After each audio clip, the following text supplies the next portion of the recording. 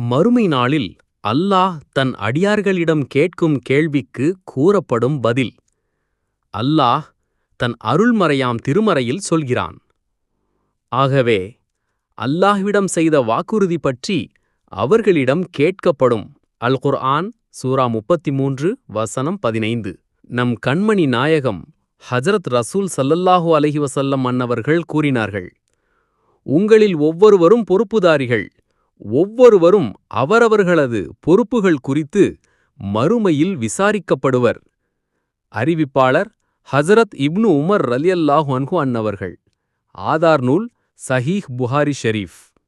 ஹல்ரத் ரசூலில்லாஹி ஸல்லல்லாஹு அலைஹி வஸல்லம் அன்னவர்களிடம், நபியே, நீங்கள் ஏதாவது வேலைக்கு என்னை பயன்படுத்திக் கொள்ளலாமல்லவா என்று கேட்க, அபூதரே, உங்களுக்கு தரப்படும் வேலை என்பது அமானிதம்.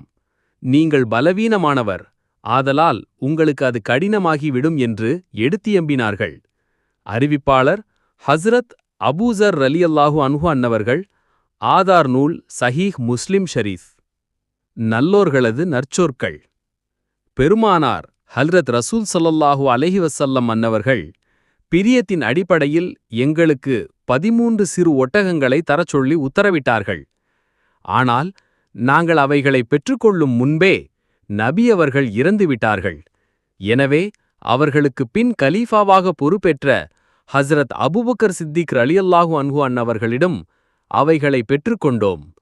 அறிவிப்பாளர் ஹஸ்ரத் அபூ ஜுஹைஃபா ரலியல்லாஹு அன்ஹு அன்னவர்கள். ஆதார் நூல் திர்மிதி ஷரீஃப். 2826 ஹதீஸ்.